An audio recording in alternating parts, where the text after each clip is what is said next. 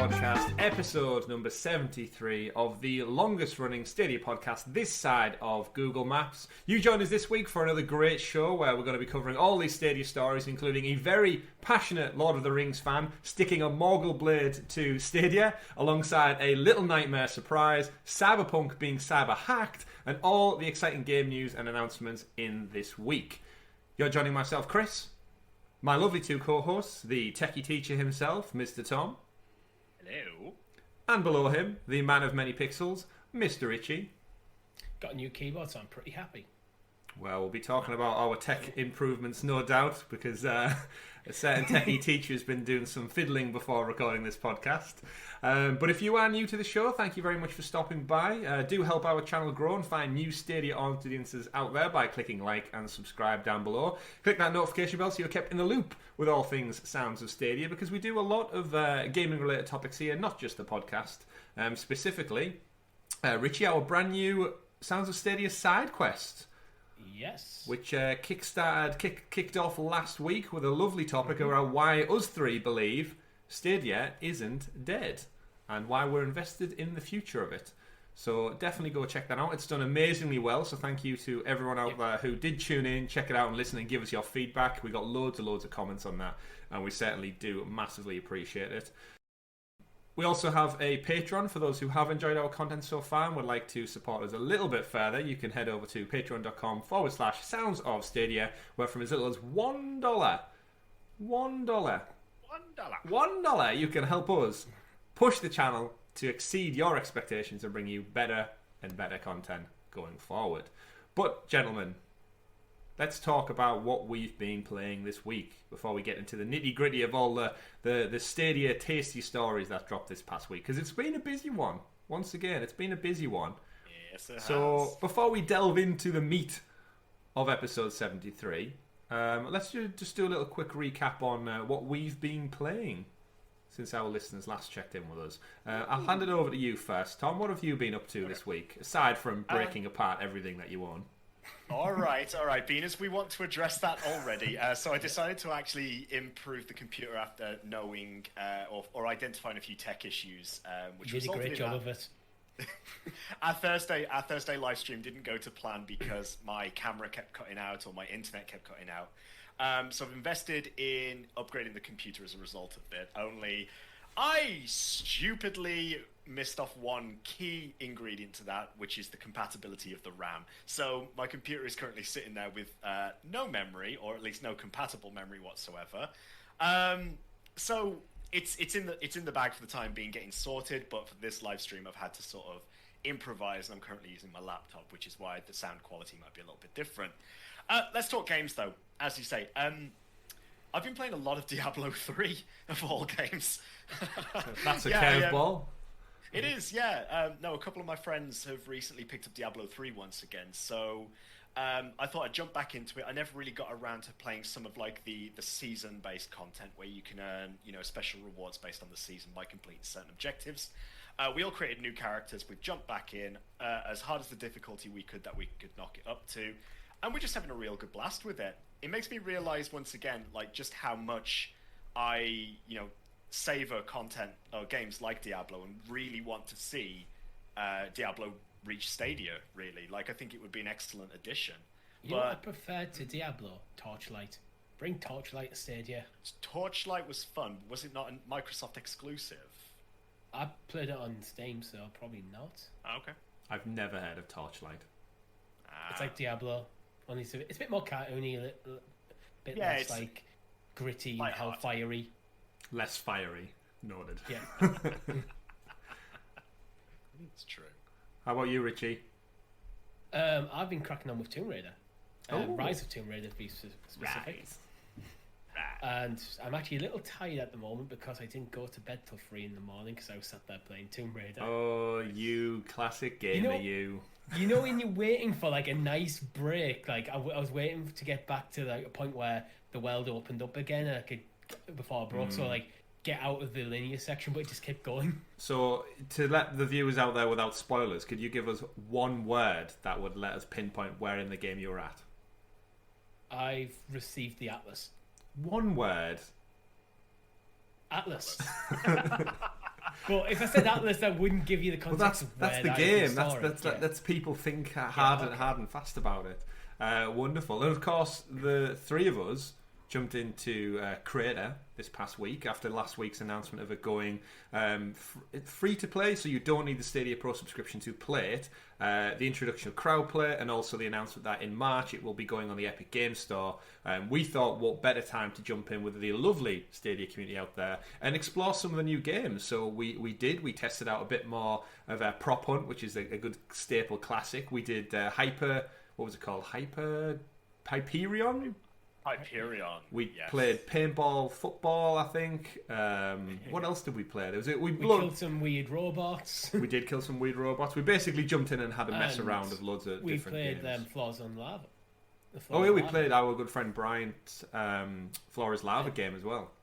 And I played on hard difficulty because I didn't realise the ash landmarks that you could jump on. So I was trying to avoid them. That's just if only you had an atlas, Richie, to navigate the trials and tribulations of lava being all over the place. And we ran away from tsunamis as well. That was a good fun one to start it off. So if you're interested in Creator, we do have two videos on the channel. Actually, one where we play all the games, and one where Tom, our techie teacher, actually takes us through the coding element of actually building things within the game. So if you're curious about how to make stuff, definitely go check that video out from a little bit while back on our on our channel when things launched. It's because I'm thinking of launching and stuff. Planet, Atlas. Random words are hard. You're thinking about the launch pads we made? Maybe, yeah, something along those lines. But lots of fun to be had, and we did definitely say that it opening up to the Epic Games Store in the future with cross-play and cross-progression is going to be huge for that game. Once the modders of the PC world get hold of that, it's going to explode with creativity. So keep your eyes on it. You've got it for free whether you're a Stadia Pro member or not. So definitely go ahead over and check that one out. And myself, I finally jumped into Celeste. For our lovely viewers out there who enjoyed our Monster Boy series and watched me endure many, many weeks of pain, you'll be happy to see I jumped into Celeste, which comes with its equal highs and lows of excitement and pain. You'll definitely find out. But I suppose, gentlemen, let's dig into the deeper stuff. Tom, do you want to give us the super sexy special Stadia story segment, aka the news. And the news this week is sponsored by another new Patreon. Welcome to Mr. James TW for joining us over on patreon.com/Sounds of Stadia, just like you can, where he benefits from exclusive chat and exclusive early content. He gets Richie's exciting new show SideQuest up to 5 days early as well. So thank you very much, James, for joining the team. We do appreciate having you by to help support our content as we grow the channel more and more. And Fest Story of the Week, we covered this 2 episodes back now. Was it 2 episodes back or was it just last week? Time flies so quickly. Time does indeed fly. So a certain individual, a certain developer of a game, we brought you the news that Terraria was rated for Stadia. We sang its praises last week, Tom. I think we sang them on the Sunday at the time of recording, and then as soon as the Monday came around, less than 24 hours later, the gentleman in question lost access to his Google account, or he's lost access for some time, but essentially, in a nutshell, this guy isn't happy because he cannot watch Lord of the Rings in 4K. That's the crux of the matter, but apparently what that's boiled over into is he doesn't like Google, he doesn't like working with Google, he's lost loads of business content relating to his Google accounts, and he's had enough, and he's decided, in spite of seeking help through many, many platforms, which we know, gentlemen, getting in touch with Google support isn't exactly the easiest, especially if you are just a small channel, you're not quite making PlayStation, Xbox subscriber levels. It's quite difficult, but Mr. Andrew Spinks over on Twitter called out Google, all of their Google Drive team, Google Play, YouTube team, Gmail team.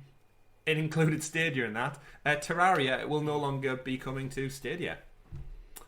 And I suppose, Tom, I'll pass over to you because you were the one out of the three of us who has played this game, and you were singing its praises last week. Yeah, this is a bit of a news story that sort of made me tear my hair out a little bit because I thought it was actually rather unprofessional of the way he approached it. I know historically that Google have not had the most helpful customer service team to an extent, really. But it seems weird to me, particularly if you're someone of a relatively high profile, that you can't actually get somebody's attention somehow to help you rectify your issues. So you resort to social media to sort of rain fire and brimstone down on a company. But the big issue that stings here for me is the fact that we had that sort of previous discovery that Terraria was going to be coming. Then we had confirmation via the cancellation tweet. Yeah, it was never officially. It was never officially announced by the Stadia team. So it was a little bit bittersweet, really, to actually receive that tweet. Sort of confirmed it, and then confirmed it's no longer coming. But it just adds fuel to the fire for people who are like against or wanting to see the demise of Stadia as well, because suddenly it gives them a reason to now come out once again and be like, oh look, Stadia's dead. Clearly can't even keep a single game. And you know, I saw two strangely in their defense, I also saw them saying things like, well, what's the point of playing Terraria on Stadia anyway? Because it requires very little, you know, resources. From an actual RAM standpoint, Tom? Perspective. Yes, RAM processing graphics. It needs more RAM than you've got on your PC at the moment. Thank you. Yes, we'll keep going back to that. But again, you know, it's about this accessibility. It's about being able to take it portable with you and take it wherever you want. For those people who are in the Stadia ecosystem, you know the reasons why we want to see games like this on the platform, and it just again sticks out like a sore thumb that when something like this happens, it generates so much bad news as a result of it, or like so much bad blood, because Stadia's name just happens to be stapled to the Google brand. Yeah. So that's the point I was going to make up. The annoying thing about this is I actually kind of get his frustrations on this, because I would be pretty annoyed, and my business isn't, well, actually, this business is tied up with Google, full of Google accounts. But it's the fact that this isn't Stadia's fault. This is Google's fault. And now Stadia and Stadia players are getting hit by this. Yeah, it's kind of like what camp you sit in with. I can totally, like you were saying, Richie, see it from his perspective. We've all been locked out of our accounts. We've all had to do password resets and prove we're not robots, and we jump through all those security hoops that are there for a reason. At the end of the day, if his account was hacked and he wasn't happy, that's a whole different argument about security, but these issues are there for a reason. Then again, I can also see it from the gamer's standpoint, where they're saying, well, now we don't get to enjoy your game. So is that benefiting you, Stadia? Like, is this going to have a dent in the massive conglomerate business that is Google? Because at the end of the day, the game is still available on the Android Play Store. So if this is his message to kind of stick it to the man, but you'll still keep it on the Android Play Store platform, you're not really driving home the message that you're trying to make, in my opinion. My initial reading of it was that he's basically done this, went to Twitter after... This was apparently going on in the background for several weeks of contacting Google, getting bounced around from department to department. And actually, if you go over to Stadia Source, they've got a very good write-up of an official statement that says actually generally the people they spoke to were actually trying their best to be very helpful. Yeah. So I think this is not beyond the realms of what the customer service can naturally do. Yeah, we'll cover off a few points of that statement, actually, Richie, because it's a great point. Yeah, our friends are at Stadia Source did reach out. They've got a great statement. And essentially, there's a few things to break down. So, obviously, the Android Play Store will not be affected. So, if you do want to play the game on your phone, by all means, you can go out there and do it. Like Tom mentioned, it's not the most stressful type of game to really pushing the CPU power and demanding at all. Yeah, it's not that much. It's essentially like 2D Minecraft. You were saying last week, Tom. So, there's no impact on that one. If you've already got the game, great. Go enjoy it, buy it, play it. If the game was that important to you, you can still play it on many, many platforms. Obviously, it's a very small team as well. When this game was created, it was just one individual. So I've seen people saying, why would you keep your business and your personal accounts together? But I guess when he started out, 7 years ago the game launched initially, if it was just one developer working on his own accounts, hence obviously he's buying Lord of the Rings on the same account, you do question why the two entities aren't split. And as they've brought more people on board, obviously that's in hindsight something great he could have done. But they have made it clear that it's not just his own personal affairs, apps and movies, obviously, but it's tied to the developer's YouTube account, which is where like the Terraria videos and trailers and promos go up on as well. So they haven't uploaded anything in 3 months. It seems to be the YouTube thing that's caused the problem. That's where it seems to stemmed. Well, yeah, if they want to put out an update for like new patch DLC coming with these new features and your YouTube channel that launches that isn't available to upload to, like that would kill our business, right? Like our podcast right now, obviously we distribute it through many channels, but our video content is for gaming, the main go-to one. They did clarify, we've not uploaded a video in 3 months. Fanbase subscribers noticed there was no new content. They had a cease and desist essentially, and they were explaining that they had violated conditions and policies. Then they had a strike against the channel, but that was all cleared up. And then several days later, their account, inclusive of email, apps, drivers, was all disabled. So clearly, whoever was supposed to go away and fix it made things worse. This was kind of like trying to put out a fire with like pet petroleum or something. It just clearly made things worse. It seems like they were getting told one thing, and then what was happening was something completely different. They're getting told, it's fine, we're looking into it, everything, we'll get this all smoothed over, and then suddenly the account's gone. It's like, what? It reminds me of that meme of the guy sweating with the 2 buttons to press, and it's like an intern in the office with like unblock account or delete account, and it's just like, it's Baby Groot at the start of Guardians. Yes, it is. Should he press the button or not? No, don't press that button. It's the end of Guardians too. It's like, no, that'll kill us all. Push this button. Yeah, but has anybody got any tape?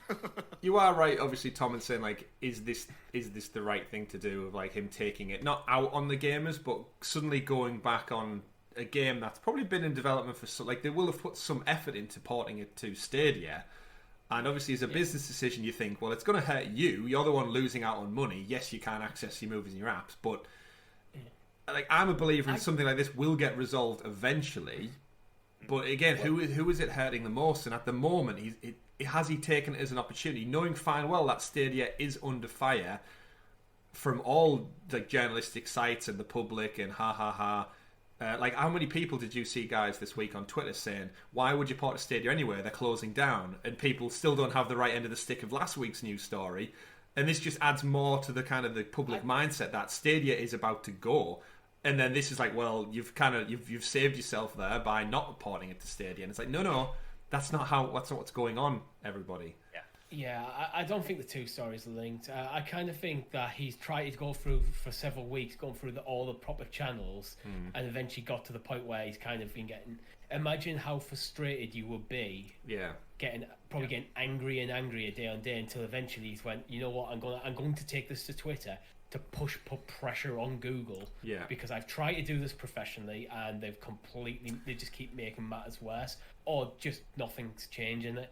Must be feeling like they're just almost being like, oh yeah, it's fine, and just like kind of dismissing him as like, and now he's made it public, and that's to put pressure on. That was my reading of it. But I can sense the frustration, like I understand the frustration, but it's almost like a hostage situation there, where they're holding up one arm of Google to.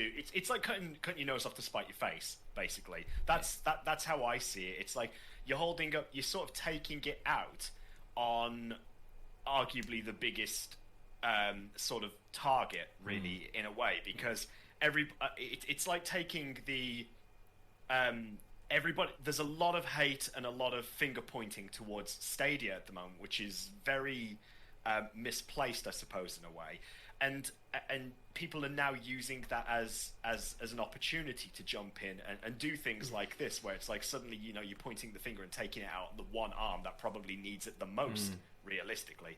But it does beg to differ on a different side of this, how far along the development of Terraria coming to Stadia actually was, which is something we haven't really considered, because we only really got like the rating information recently, followed by this news story.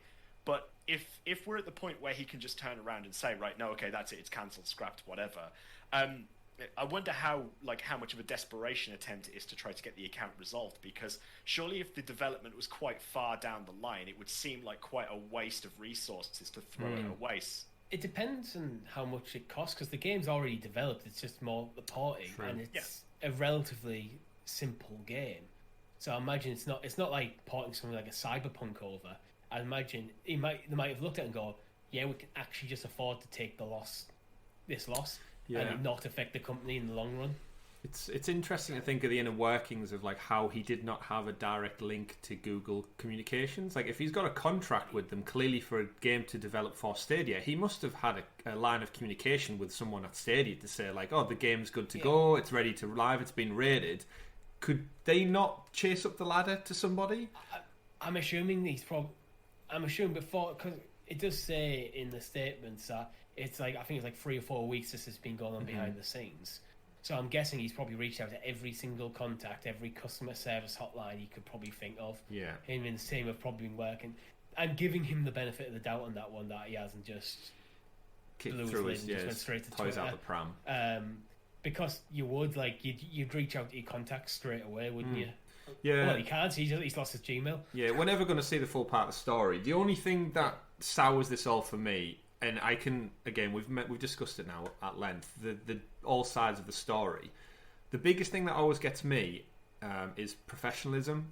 And yes, he's obviously took it to Twitter. Could he have done this in a much better manner? I personally think he could have completely approached this with a tag Stadia. Say you're developing a game for Stadia. Tag community managers of Stadia. Reach out. It's all well and good getting the Stadia bandwagon involved, but he could have gone about this a lot more professionally. For me, the company could have put out an official statement that was well written and approved, rather than just him personally sending tweets. I can't watch Lord of the Rings. I'm not happy the game's cancelled. Basically, the information that they provided Stadia source could have been written into a public statement, and that could have been put out. I think it would have had the same effect that if he is trying to put pressure on Google, even if he has made a decision on principle to pull the development of Terraria, but in a more professional manner. Well, yeah, and that's I think the biggest thing for me, that this is why it comes from that. The intent behind the message is this: just he sat at home, can't watch his movie, can't get access to his emails and his business, and it's like a drunken tweet at 3 a.m. in the morning that he's not really read through or thought about the impact of it. It's very Elon It's boiled over. Musk-esque. To me, it's very much seems to have a legitimate case, a legitimate grievance, but I think his anger's boiled over on this one. Yeah, and again, just thinking of put ourselves in his shoes. If us three lost access to our accounts for this particular channel, we would obviously go to Twitter, but I wouldn't think about dragging other businesses into it and other arms of a business. I would very much, like, collectively, we between the three of us all agree, if we post anything on our official Sounds of Stadia channel, it'll be thought out. We don't delve too much into like politics or anything like problematic, because it's not necessary from our standpoint as a public facing business. Something that if we get I'm annoyed currently at Cyberpunk not working still. That's why I'm not playing it, because the game's glitched.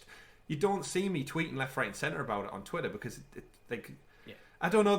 I always approach things in the public eye. We don't need to do that on Twitter. We built our own platform to moan about it. True, but you know what I'm coming from. Like any public-facing business, especially one who's developing a game for a platform, I do feel like it could have been approached from a much more courteous, professional, well thought out. And like you said, Richie, that the statement tells us everything we need to know.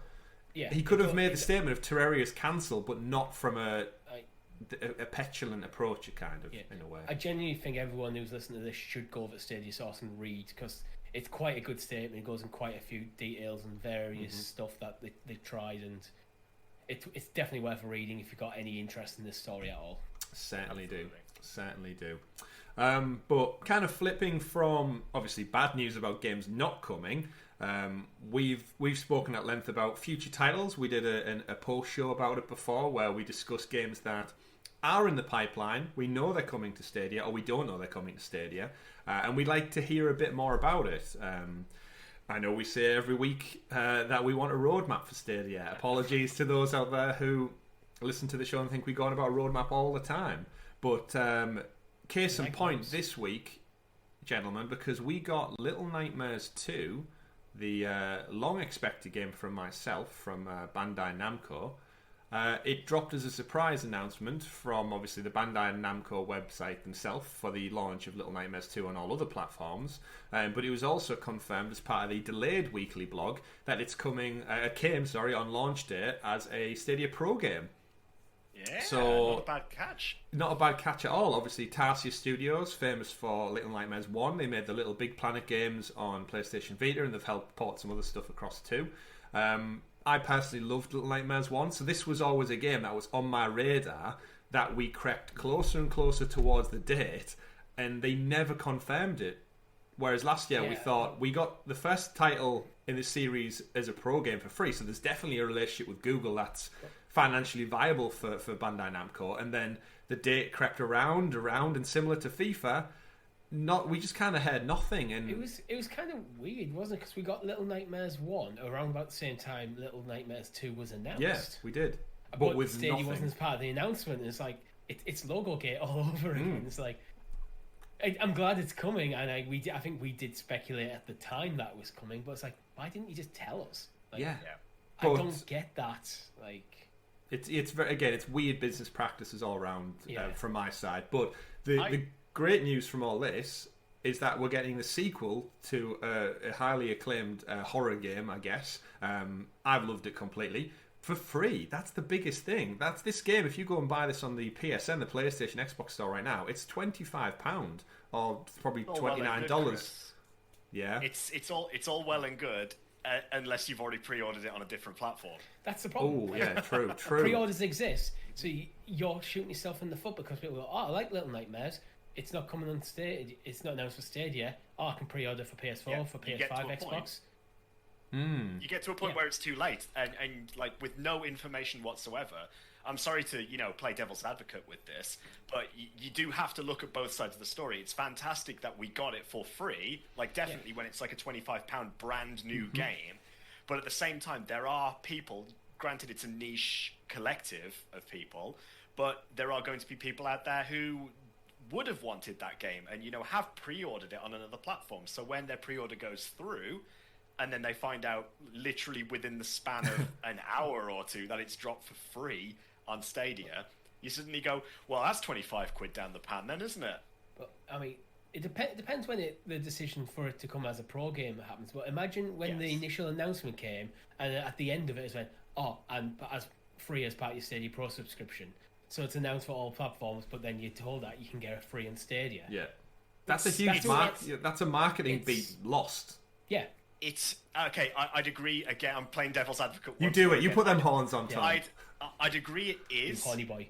But again, it depends. Wow, it depends on what the business deal looks like behind the scenes. Because if you create a game, you want to make sales on that game. You want to earn your your costs back. If you suddenly turn around and go, oh yeah, you can get it for free on Stadia, so don't bother pre-ordering it on PlayStation, Xbox, or PC. From their perspective, they're going to turn around and they're going to sit there and think, well, we don't want to advertise it's going to be free. I don't know. It's a really difficult one. It depends on the numbers behind the scenes. I can see for me, it would be a win for Stadia, but not necessarily for Bandai. Yes. It depends how much Stadia are paying them. Yeah. Well, again, it's these business things that happen behind the scenes, but the way I would look at it, it's what's best for the consumer, and obviously that's us three, that's our audience out there, and finding out ahead of time, because what's the time window for like cancelling pre-orders on other platforms? I don't personally pre-order digital games, so I just order them from Amazon if I want physical. I'm guessing it's once it's dispatched from Amazon, it's on its way, so you can't cancel it then. Obviously, you still could return the item, but who's gonna go through that? I don't have time for returning parcels. I kind of think have I pre-ordered anything since I got Stadia? I think I might have pre-ordered Cyberpunk. Yeah, I know I definitely did. I did have my pre-order for Immortals Phoenix Rising as well, but then cancelled it and picked it up when it was in a sale in December for cheaper. So kind of glad I did that. I'm tempted to actually refund that because I've played less than 2 hours, and it's just sat there. And at this point, I don't know when I'm going to get round to it, and Ubisoft Plus is still on its way. Oh, that's a good point. I have actually started. Now I've finished Valhalla. I started Immortals Phoenix Rising last night. So when we asked about what we've been playing, I neglected to mention that. But I'm having a great time. I've played about 3 hours so far, so very early doors. But the humor in there between Zeus and Prometheus, and the setting and the layout. It's such a palette switch from Valhalla, but it follows so many similar traits. I'm loving the puzzle solving. I'm loving the humor. I'm loving the kind of the very vibrant, colourful world. And yeah, after playing a couple of games in between as a palette cleanser, yeah, I really enjoyed what I've played this past few days. So seems like it's right up my alley. So I'll be probably giving updates as the weeks go on. But back to Little Nightmares 2, it is free, and I did play through the original game. So my intention, our lovely viewers out there, is this coming Friday. I'll get the date for you all right now. Friday the 19th. I think I'm just going to try and play through the whole game, gents. I'm just going to do it in one sitting. I'm going to crack open a few beers. You lovely people can join me in the chat, and we'll get through it just like I did the first game. Richie, I don't have a yellow anorak anymore because I threw it away. I got rid of it. Not ever planning to publicly wear a bright yellow anorak in public. You knew 2 was coming on I did. Platform. The saving grace is the protagonist for this game is not 6 in the yellow anorak. It's actually a young boy with, I believe, a bag on his head, a paper bag. So keep tuned for that on Friday. But yeah, I'd love it if you could stop by and probably help me with the puzzles, to be honest. I'd imagine this, with it being a sequel, it'll be a slightly step up in difficulty from the original. It might have some different puzzle styles, but very much looking forward to playing Little Nightmares 2. I really, really enjoyed the first one. It's kind of like, it is a horror game, but it's also not quite like Resident Evil jump scare horror. It's a bit more eerie, kind of I don't want to say Nightmare Before Christmas, but the art style is that kind of claymation, it's James and the Giant Peach, that kind of like stop-start stuff. But it is very eerie, very, very eerie. Some of the characters from the new game, like there's a lady with a creepy long head that like kind of, it's a bit like Mrs. Smith from Lost in Space, where it's got the really creepy spider head, Spider Smith. God, Lost in Space was a movie, right? Matt LeBlanc. Wow, yes. Matt LeBlanc breaking away from his famous Friends role. And Heather Graham, I want to say, as well. But yeah. I feel like you're right. Yeah. Heather Graham. God, Joey Tribbiani in space. Who'd have thought? But I suppose we should touch on with Little Nightmares. Not only is it free and it's pro, and by all means go claim it, everybody. It was ported to Stadia by Supermassive Games. So developed by Tarsier Studios, which we mentioned, published by Bandai Namco, but Supermassive Games, obviously, they have a contract agreement with Stadia to make an exclusive title that we're aware of. This isn't that game. In their on their own Twitter page, they put out that we were happy, we really had a great time porting this game over to Stadia. We'll be announcing later in the year what the next project is, and obviously that presumably is the Stadia project, alongside the Man of Medan, Little Hope kind of anthology, Dark Pictures anthology as well. So what do you gents think about them porting it over? I think it's good to show that the relationship exists, and still exists at this point as well. Granted, I know what we have to try to really be conscious of and keep thinking as we're moving forward is a lot of these deals are already done. A lot of these deals must be fulfilled because they're contractual obligations and so on. But it's good to see that Supermassive have a bit more involvement than just developing a new game, because it gives me hope then that we might see more of their titles coming to Stadia down the line. Mm-hmm. Any in particular, the likes of Until Dawn, and so on. Like you say, with the more recent ones, Man of Medan, Little Hope, and so on. House of Ashes, which is due to come out this year as well. We need some horror games, don't we, really? Well, we need some good old October titles. Well, yeah, they've been deadly quiet on Resident Evil. So, again, I think I mentioned it pre or post show last week, but the Resident Evil lady Demiscrew, whatever she's called, Demiscrew? I don't know. Yeah, the tall lady, obviously, the Twitter accounts for Stadia have been having jokes with our friend Bryant again over on the crazy large size of this woman. In comparison to some of the little tiny Outcaster characters, and I theorise that the Twitter account playing friendly with those images, from an official standpoint, I don't think an official Twitter account representing Stadia would reply or comment on something with another company's IP if they didn't have an existing deal. That's just me probably reading too much into the legalities of tweeting things and talking about things, but there's always that little crumb of evidence that's like, we know about the leak that you paid them to port it. So it's one of them. You kind of think that they know that people scrutinize this stuff.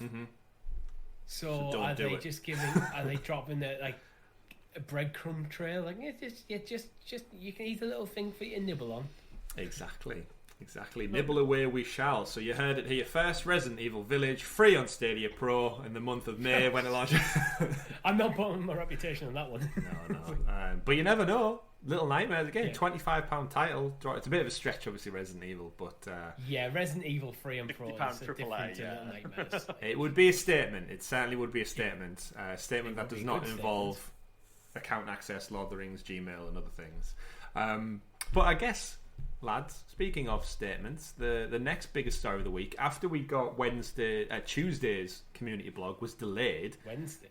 Everyone expected loads, so it ended up dropping on Wednesday.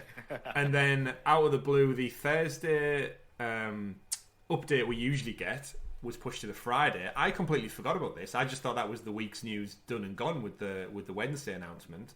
And then we got hit with a list of updates, new games, titles, and release dates coming soon to Stadia.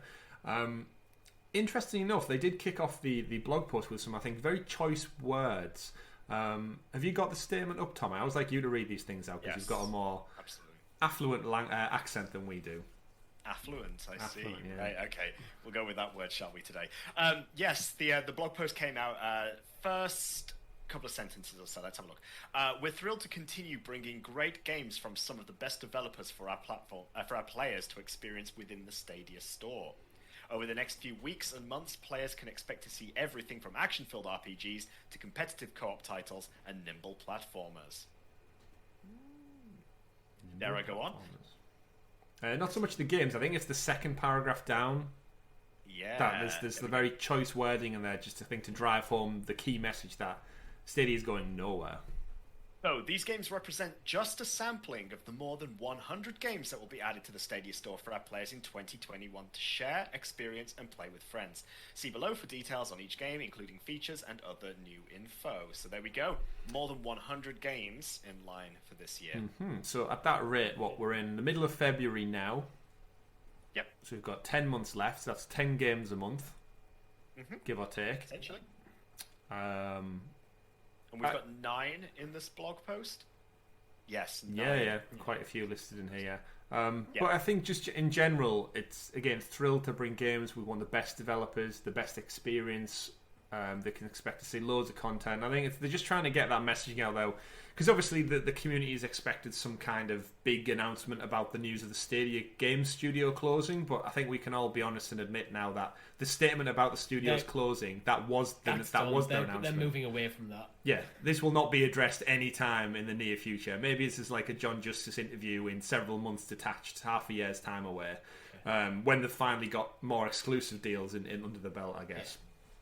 E3, whatever E3 looks like this year. I've seen the E3 commissions board are trying to pull all the developers together for a centralised thing this summer, and everybody's just going to go the separate way still, in my opinion. Why would Ubisoft and EA want to be involved with E3? It's the money revolving around E3, I think, is the problem. I think they charge like a six-figure sum to be part of it. They don't need them. They showed that last year. They're irrelevant without a physical presence.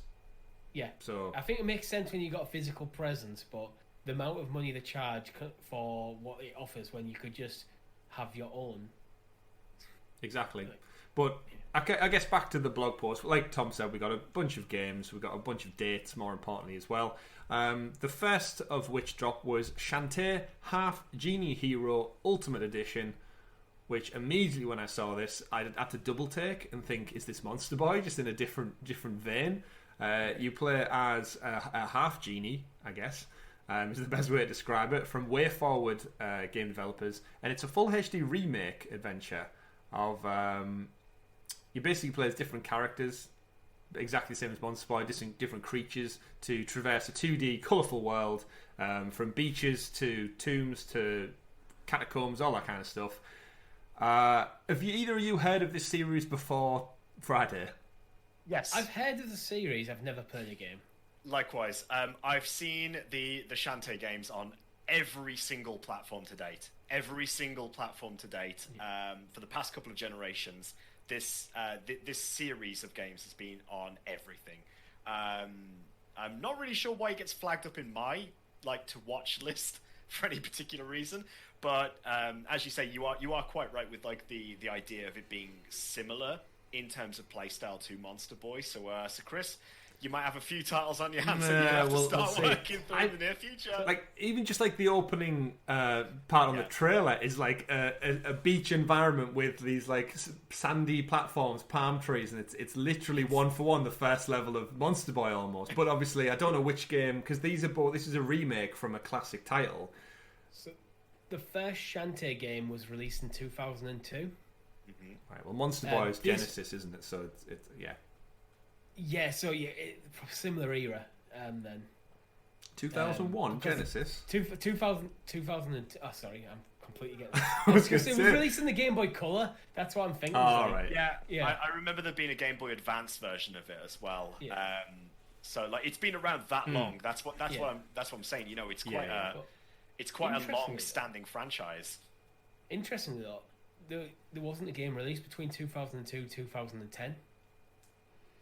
So it was really I'd say 2010 is when the series started actually kicking off, because it was 2010, 2014, 2016, 2019 of when they've had releases. Yeah. Half Genie Hero was 2016. Right. So I suppose this story kind of is bookended with the news that they also announced at the same time Shantae Risky's Revenge director's cut, which, by the looks of this particular title, this is more of a remake from the 2010 handheld game, which did get IGN's Game of the Year. So Risky's Revenge was 2010 Yeah. and was Nintendo DS, Wii U, iOS, and PS4. Right. So this is interesting combination. Yeah, it's so weird, but again, I can't believe I've never heard or even seen any of the artwork I'm looking at. No clue. But the fact that you turn into an elephant and a mermaid is this is very much Monster Boy alley. So both coming February 23rd. Features sensational adventures, colourful characters. You can switch between Sky Bolo, Uncle Mimic, Roddy Tops, pixel art, and obviously 3D art for the first game. Pro games, gentlemen? Potentially, but again, I don't know. I'm watching the trailers back right now, and I'm just happy that we're getting some sort of games that represent our nostalgia and our childhood, really, because that's realistically growing up. These are the kind of games that we know and love. Granted, we didn't get the chance to play them then because we were so into our Sonics, our Marios, our Crash Bandicoots, and so on. Yeah, we didn't know it existed. Yeah, I know. It's bizarre. It's bizarre, but I suppose it does have the potential to be a pro game, and with a 23rd release date, I just hope they don't pull the wool over our eyes and do a 23rd release date and then pro as of the 1st of March. I mean, just a week later. We've all been there. I can almost see Risky's Revenge being a pro game and not Half Genie Hero, with Half Genie Hero being a full remaster, where Risky's Revenge seems to just be a port. Interesting. Yeah. Good tactics. Or they could just do the opposite. They give us the newer one for Pro and make us buy the original, like they did with SteamWorld. Yeah, which was a bit. SteamWorld Dig 2. Here you go. It's what about one? I'm still drawn more towards the remaster of Half Genie Hero, I think, than Risky's Revenge. Even though I do have a soft spot for the pixel art, it just looks a little bit janky and 4x3 for me. Was it pixel art, or was that just the sign of the times? Nintendo, the Nintendo DS. Probably that exactly. But yeah, so following on from those two game announcements, we also got It Came From Space and 8 Hour Brains. Very long naming convention there. This particular title is from Triangle Studios. It's essentially, the way I described it to you two was, it looks exactly like Dead Nation or Alien Nation if you've played it on the other platforms. This one's a little bit more blocky, to say the least. It looks like you play as some Minecraft-esque characters as a twin-stick shooter, taking on all these kind of pinky purple amorphous blobs of aliens that are invading the world. And co-op action shooter, top-down, well, asymmetric, I guess, top-down twin-stick. Played an exciting campaign mode with 4 players locally, so no doubt we will 100% be doing a first look or a Thursday night live stream of this. Slay endless waves of aliens, protect humanity as one last stand, wield powerful weapons, special powers, maximise your abilities, and wreak mayhem on the Brain Eaters while vibing to an incredible techno soundtrack. So this personally, I feel like I would rather play than the other two right now. March 2nd as its launch date, so again, pro title. Second, too late. Oh yeah, but to be fair, we did get Little Nightmares like halfway through the month. Yeah, we can't just assume everything's going to be a pro title if it's an indie game. I will. Well, again, I'm conditioned now to not buy them because I'm happy to wait. Yeah. Unless it's an indie title that's like, oh my god, you must play this now. Yeah, I'm just going to cruise along with my pro sub and pick it up in a few weeks' time. Is my plan. I wouldn't be surprised if it's a pro title, but it doesn't necessarily mean it's going to be a pro title now. But then, is it engaging me enough to want to put money down on it? Probably not. And then this does go back to a wider conversation with the community that these games are great, but I'm going to say, are these the type of games that the platform needs right now? They're great to flesh out the library, but is this doing anything to pull new people in? If you look at this list of games to someone who doesn't have Stadia currently, what's the pull? Obviously, like Little Nightmares 2 is huge. That's a great get, especially if they're looking to buy it. I messaged my brother this week saying, like, don't forget to claim your pro games because this month and last month you're getting Journey to the Savage Planet and Little Nightmares 2. That's a great 2-month back-to-back merit. But with all these titles, like, again, it kind of goes back to as we creep into 2021, we're getting older games. Yes, we're getting remakes, we're getting HD remasters.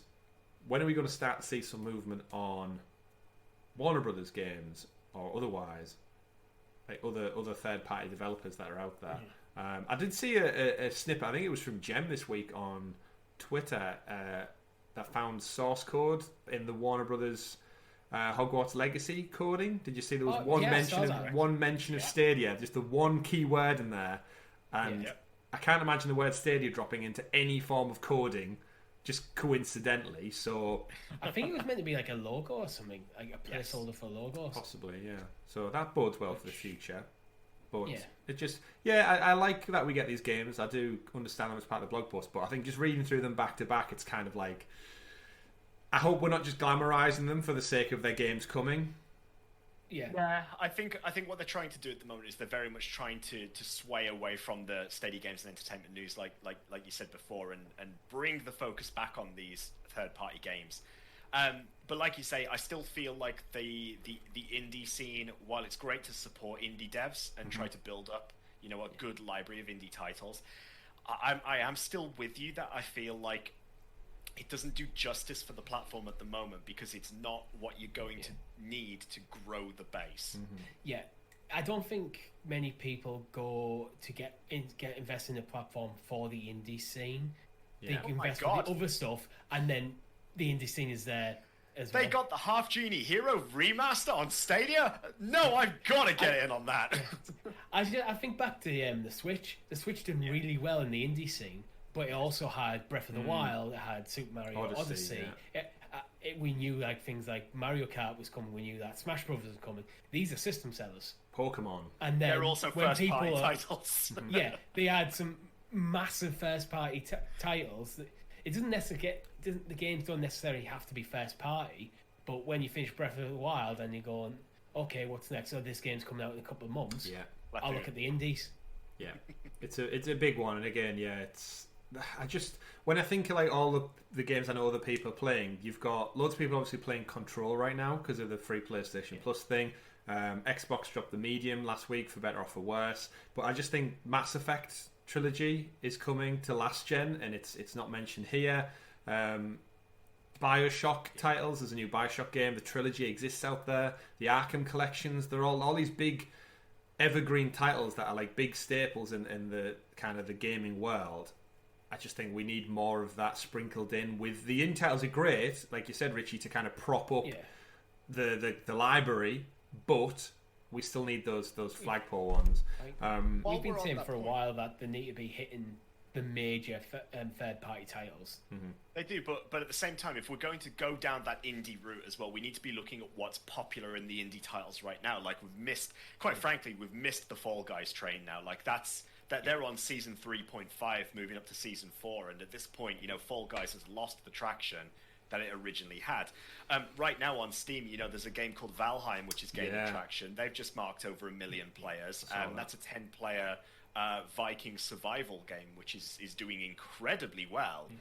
Has incredible, reviews, and it's titles like that the game acquisition team or whoever it is behind Stadia needs to be looking for those and trying to almost predict what is going to grow to try to get. Is Among Us doing well? Because Among Us will work really well in Stadia because of. Among Us is one of these titles that particularly as a teacher, I can tell you that kids play on their break time.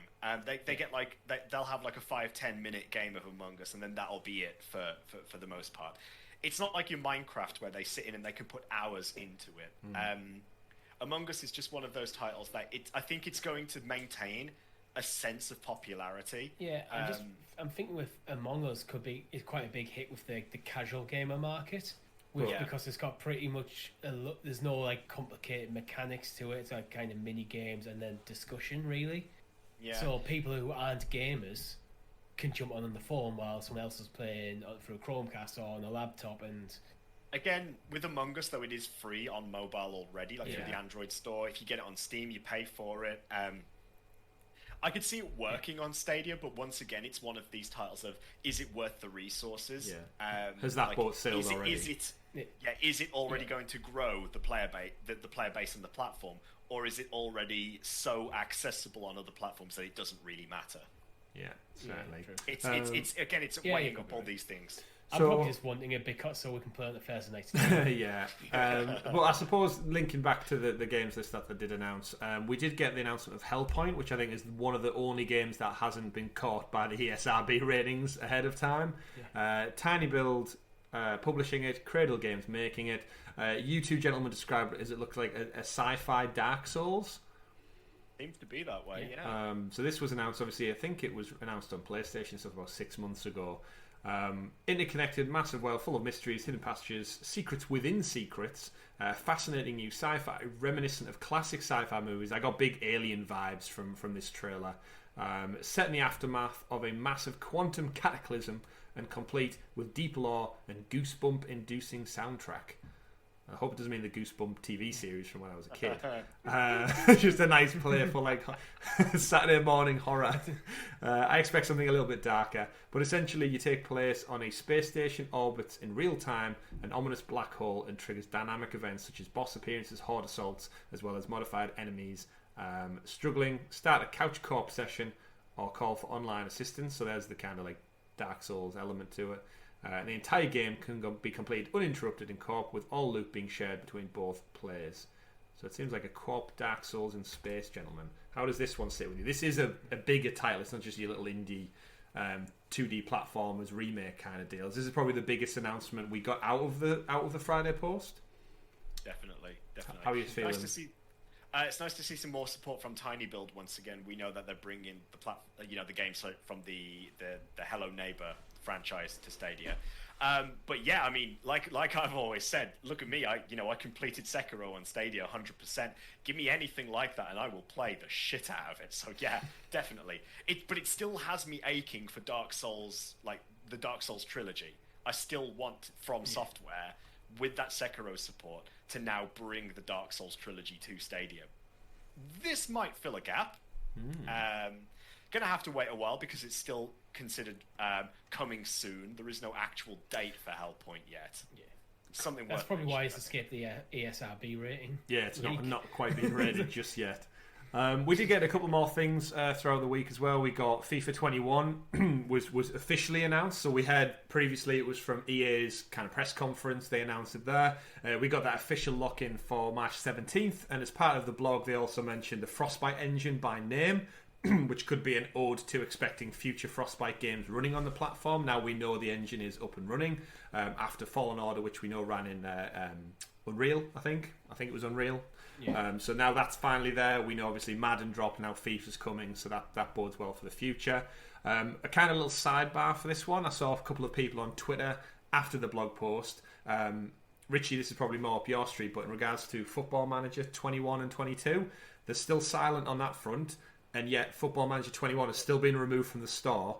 So I know I usually was doing a counter up for FIFA. Now we know the date for that one. I don't know if you want to keep track of the time between how long Football Manager's no longer on the storefronts. I would if it wasn't for the fact that 21 hasn't returned to the Stadia store. Exactly. It's like returning to the Steam store. So I'm assuming that they've kind of abandoned the platform, unfortunately. Well, that's not good luck. Because otherwise, they made an announcement at the end of the year saying this is just normal. The licenses run out at this time of the year. We'll get it sorted and things come back. It came back on Steam. It didn't come back on Stadia. Oh, I did not know that. Okay. That's why I kind of wonder, is it just like... To be honest, though, I don't think anyone noticed, which might have been why they haven't really pushed to get it back out Well, there. now everybody knows, Richie. We told them. What have you done? You've opened Pandora's box. It's one of them. If they were unsure looking at the sales numbers, like, is it worth us continuing to support this platform at the moment? And then when it disappears, there's a little bit of uproar. You go, okay, yeah, it'll be coming back. And then when it doesn't, no one mentions it before now. They might go, well, is the demand there? Which is a shame because I think the games do work on Stadia, but that's not I'm bad. not one who buys them every year, so... That's not a good precedence, though, if we're expecting FIFA, which is coming as late as it already is. Yeah. So what, if FIFA 21 doesn't do good, we're not expecting 22? FIFA's a lot more widespread, though. True. Football Manager is a very, very nerdy game. Like... It's in the detail. It's not a football. game. I wouldn't describe it as a gamer's game. It's a very football mega fans game. Yeah, it's controlling the micro and the macro of football, basically. Yeah. Min-maxing your stats to achieve high gains. Yeah. I guess the place I'm coming from is just as we move into obviously 2021 and we move into Stadia's full second year, and then eventually at the end of the year in November we'll tick over to the third year. The consistency with like sequelized franchises I want to see. I'd love to see Madden 22, FIFA 22, Football Manager 22, the sequels to games that have came out that we've already got. Like a new Tomb Raider game has been announced the other week. Obviously they've not announced any concrete dates, but I would like to think Square Enix will eventually confirm that the new Tomb Raider title that's in the works will drop on Stadia. I don't want to get around to the time where once again it's all just quiet on the Western Front and these games are announced and we just hear nothing from them. I want to have that, to instill that faith that these games are coming. They need to, again, talk about it from whoever party's involved, developers or publishers or Stadia. Going back to Football Manager briefly, I kind of think that it is such a smart move for them to get on Stadia and really push on Stadia. Because if you think of like someone who they're not massive gamer, they might have a PS4 because they like to play FIFA, but they also like to play Football Manager, and they've just got an old Chromebook lying around. That's not going to be able to run Football Manager because Football Manager is very CPU dependent. Yeah, and if your CPU isn't up to scratch, you're not going to have a good experience. Yeah, and each iteration of the game, it's going to push your hardware even harder. Yeah, I mean, Richie, so Stadia mitigates that. Yeah, completely. I mean, our good friend Andy Richie is a good example of that. He plays Football Manager probably more than anybody I know in my friend circle, and from my recollection, he's that case in point. He has an old laptop. Yeah.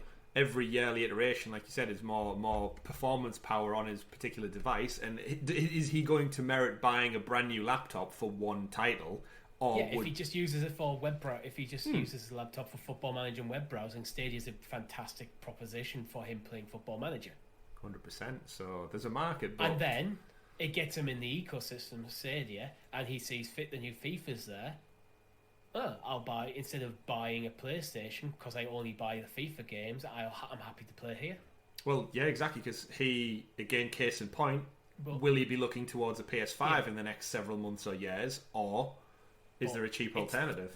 It's targeting marketing. Mm-hmm. Targeted marketing. You have to. That's a situation where then people exist. We know one. Yeah. Google need to target that game at that person. Certainly do. Certainly do. We also got some other confirmations of some upcoming games. We got Kaze and the Wild Masks has officially been announced, which we knew anyway from the Twitter page, March 26th. We also got official confirmation from Stadia that Judgment is coming from Sega, that Yakuza remaster spin-off that's coming exclusively to Stadia on PC, really cool, I guess. Actually. Does look really cool. I really wanted that. Very excited to it. I'd quite happily watch you play through that, Richie, if you ever end up getting it in the future. Maybe you will. Maybe you will. Maybe you won't. But stay tuned to find out. But that got another confirmation from Stadia officially, 23rd release date. We also got some follow-up on titles like Killer Queen Black and Street Power Football, because I know that's the footy game everyone's waiting for. Oh, yeah. Obviously, we'll be checking out, no doubt, some of these titles on our Thursday night live streams. Killer Queen Black in particular is one I'm excited about, just to see how we get on with fighting against each other for control of the hive, essentially, gentlemen. Snails win. Snails win. Snails win. Slow but steady wins the race. So in a nutshell, then, we got a Friday of absolute announcements ranging from indie to bigger titles to sports titles having their official dates time-stamped out there in the wild. It's nice to see, and that's plenty for us to talk about, of course, in regarding to games. Switching it up then to the next story of the week, probably another big title. In a similar vein to the Terraria story and big companies kind of not really catching a break, not just Stadia but CD Projekt Red have kind of got themselves into this awkward situation where now they are being attacked in the digital realm, and Cyberpunk, I guess, is being cyber hacked. And it was reported earlier on in the middle of the week that they'd been reached out to by essentially like digital terrorists, I guess, and they took all the source code, or they've got the source code for Cyberpunk, an upcoming Witcher title, Gwent, and a bunch of other internal projects, along with user data and a bunch of other stuff. And essentially, they were holding CD Projekt Red at ransom for it. And the update has been that at the end of the week, is the source code has been put up for auction. It's been sold, so someone out there on the dark web has bought it. I don't really know what this means. I don't know all about the coding and digital crimes as such. It seems it's very much a cyberpunk story of like the year 2077 when everything's done through. Break it down for us, Tom. What's going on here? Educate you a little bit here. So the dark web exists as well as the World Wide Web that we know and love these days. Essentially, you just need a different browser to access it. It still exists out there. It is still accessible by anybody. Like Firefox. Yeah, just not Firefox. There are other browsers you can do your research in your own time. It's an interesting place because there's a lot of seedy shit that goes on there, and most of the quote-unquote corrupt stuff is actually just planted by police and security agencies anyway, just trying to catch criminals. But there are things that slip through the net, and in this case here, yes, hackers do tend to, take things from people, from black hat hackers we call them, who are sort of like they're doing it for their own personal gain. They're not doing it for any moral sort of standpoint. They break through security systems through certain means. In this case, CD Projekt Red, their statement said it was through an internal means, which to me screams phishing email to Karen in customer services or something like that. Damn it, Karen. Yeah, you've got a tax rebate. Fill out all your details and business workings right here in this document. So anyway, these hackers break into CD Projekt Red. They get all of this source code, which I'm shocked to think that they could actually get it all so easily, and they're essentially they've sold it on the dark web. What that essentially means is that now people can have free access to the game because the source code is essentially the game, and when you install it on a computer, you install an executable, and the executable is basically a compilation of the source code. What it also means is that people can then open up the source code and they can modify the game however they see fit, however they want to, and that means it opens it up to a world of modifications. Do you think any they'll of fix the it? sort of stuff. I mean, you never know. The modded community just fixes Cyberpunk with all the glitches and bugs. You say that, but I mean, if we throw it back to quite a while back with GTA, if you remember the hot coffee mod, that came out as a result of this kind of stuff. there could be stuff within the source code that was never actually intended for public release. That could be quite controversial, knowing that The Witcher already has, these sex scenes, these, the nudity and so on to it as well. It could be things that were cut very early in development, but there's relics of them in the code. Absolutely. Spoilers. But where do we go from here? Well, the first things first is that CD Projekt Red said they're not going to give in to, these sorts of demands of paying a ransom up front. Doesn't mean they can't buy it themselves on the dark web. So there's a possibility that they could have taken to the dark web and just bought it at auction. Like damage anyway. control. There's what's 25 grand to get our code back. But I suppose the biggest thing I've seen online is that just because they pay the ransom doesn't mean they can release the source. They're not going to release the source code anyway. Like a classic switch out hostage scenario. Like, oh, there's the bag of cash. We've also killed the girl. Unlucky. That's apparently surprisingly common in these sort of scenarios where the hackers will go, he's the ransom things, the company pays up, then just release the code anyway, because do what you can do. The thing is, it's code. It's not physical good. You've copied it. Yeah. So CD Projekt Red still have the code.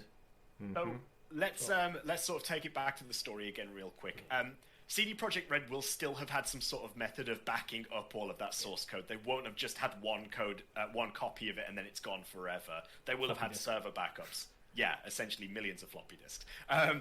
Or a USB stick just sitting there on the side. Yeah. So, it's not the end of days. They haven't suddenly lost The Witcher 3. They haven't lost Cyberpunk. It will never be updated. It'll never be fixed again. But one of the interesting things that came up from this, which, Chris, I'm sure you'd be interested in talking about, is there was an unreleased version of The Witcher 3 as well. And rumors had it that it was going to be a next-gen upgraded release, sort of like, your Ultimate Edition, your Complete Edition, or so on. But scope for it to be released on perhaps another platform, say, by Google? Exactly. A cloud platform is obviously something we've theorised, especially with Cyberpunk being ported by a separate studio which worked in tandem with CD Projekt Red. It would be great if The Witcher 3 could make its way. Well, yeah, it would be great. It could be a next-gen port, and with plans to bring it to cloud platforms. I mean, let's be real. In amongst all of the shitstorm of Cyberpunk's release, where has the positive news of Cyberpunk's release actually been? Stadia. So it might be to CDPR's sort of point, like, direction, really, to maybe focus on that relationship somewhat and try to build on that relationship. And I mean, I'd be hopeful for it, and I would support fully with it. Still got plenty of The Witcher 3 that I need to play through, and I'm happy to start again. Certainly. In regards to all this news, then, gentlemen, I'm literally wearing the right T-shirt for the story. Coincidence. A quick poll vote. Which account story is the harshest one? Is it Terraria guy can't watch Lord of the Rings and is banned out of his Google account? Or CD Projekt Red had its entire coding stole for several of its games and then held at ransom by a dark web organisation? Man, it's not been a good news. I feel sorry for CD Projekt Red on this, because regardless of what you think of Cyberpunk's release, this is completely unprovoked. Well, according to the announcement, which I did have a little laugh to myself, they did it on a Notepad document. The post they sent them, so it was written in Notepad. I guess this is because it's the lowest form of typing text you could possibly do.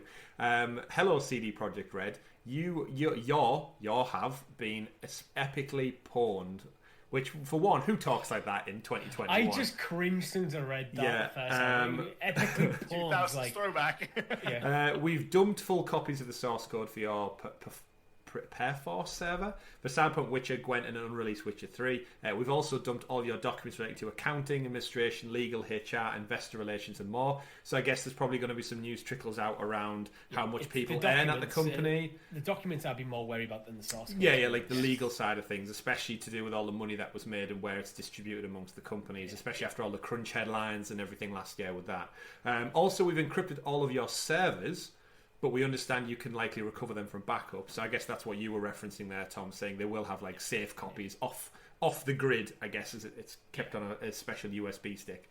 If we will not come to an agreement, then your source codes will be sold or leaked online, and your documents will be sent to our contacts in gaming journalism.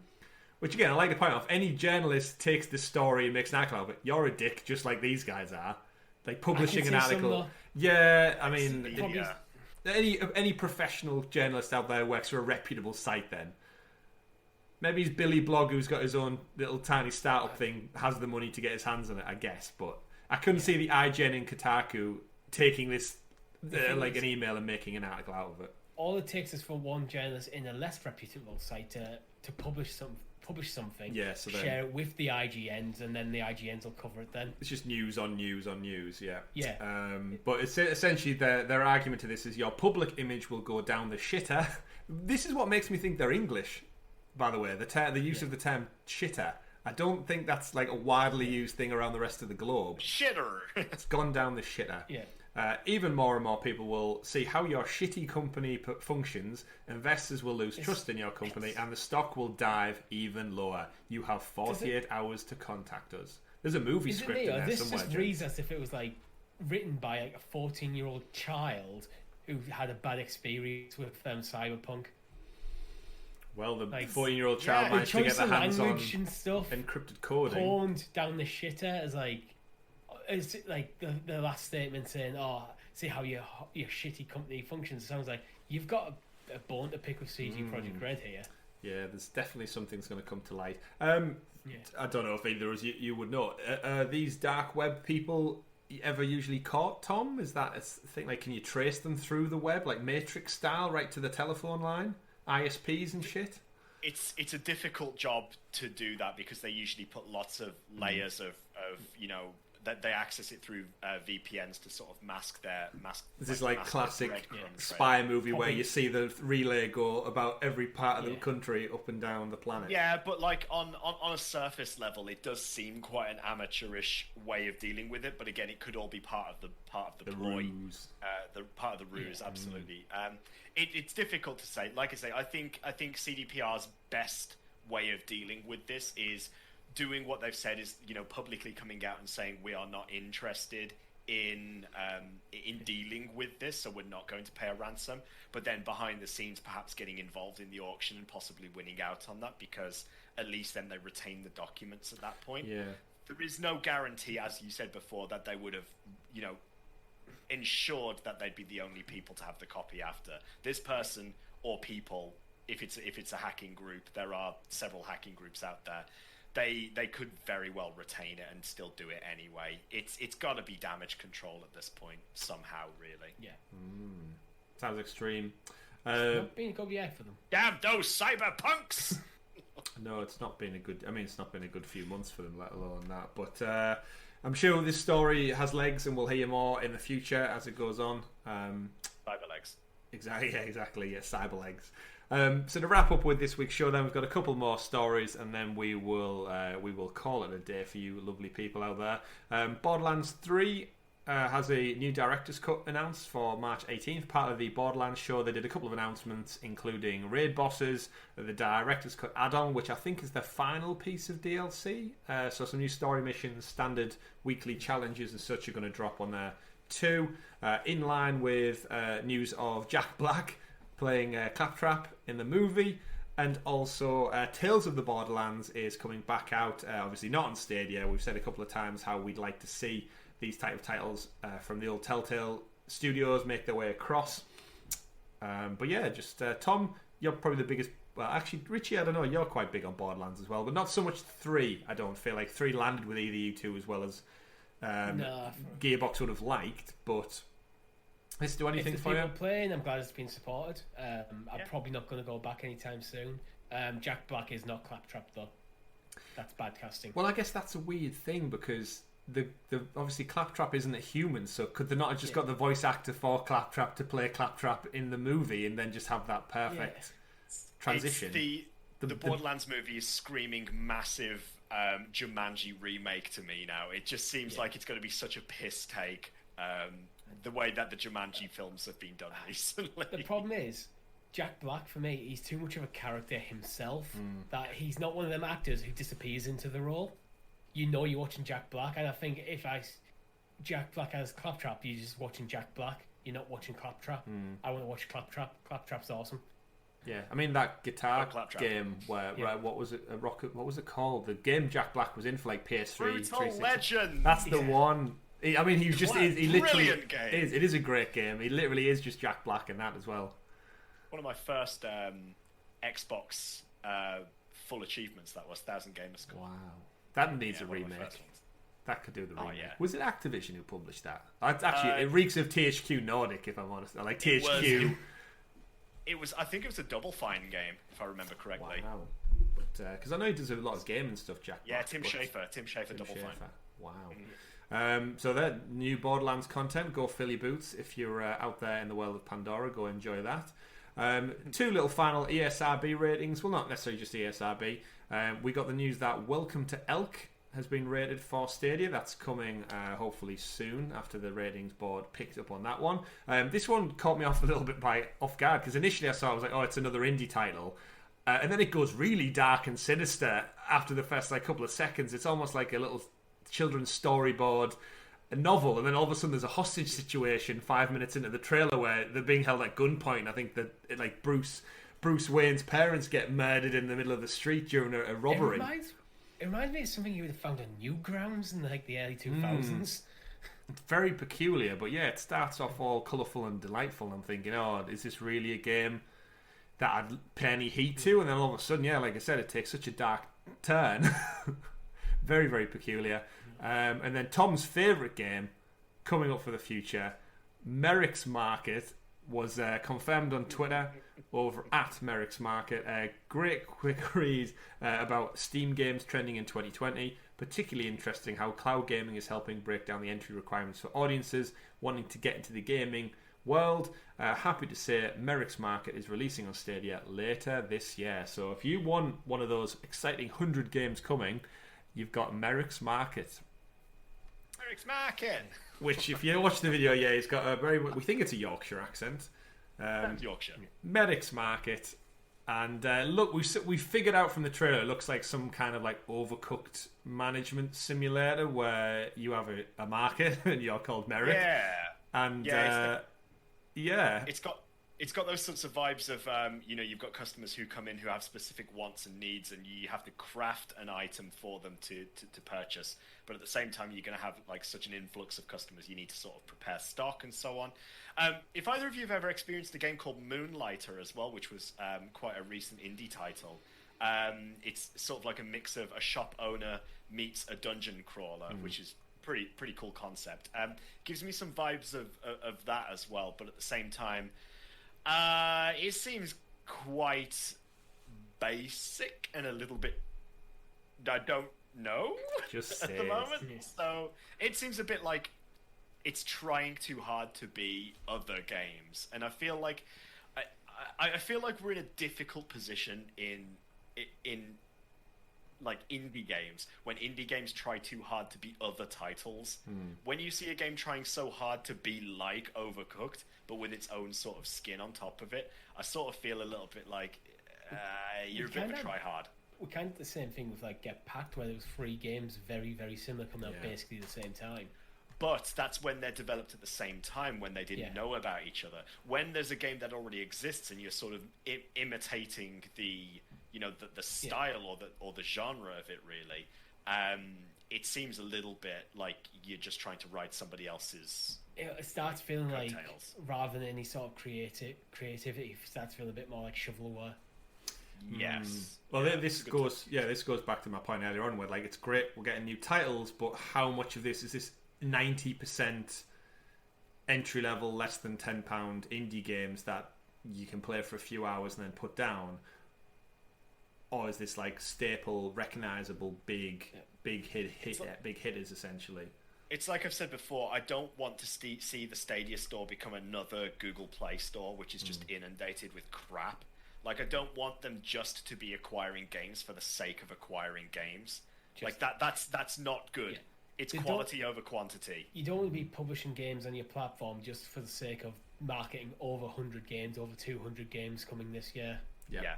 Especially when you don't have a search bar, because the more shovelware essentially that drops on the platform, the harder it is to actually find the quality titles, because they get lost in the masses of lists that exist. I feel a bit sorry for indie games in this episode, because I think we've been a little bit negative, but I think it's more because we're getting all these indie games, but we've got some big AAA announcements that aren't coming to Stadia, or that we don't know coming to Stadia. Mm-hmm. So then it does feel like these are then filling that void, but they're not.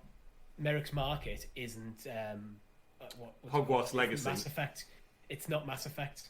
Like, it's definitely not Mass Effect. There's a Mass Effect size hole in the Stadia library right now. I mean, you mentioned it with Nintendo earlier on, Richie, but like, it's great having these games, but they need to be, the tent needs to be held up with a flagpole, and those flagpole things would be Mass Effect in March, Far Cry in May. But the what's the new Arkham game? I've totally forgot the one where you play as the team. Rocksteady, Arkham Knights. That game in the summer, and then following that up, rounding out the end of the year with whatever the new Battlefield announcement is from EA.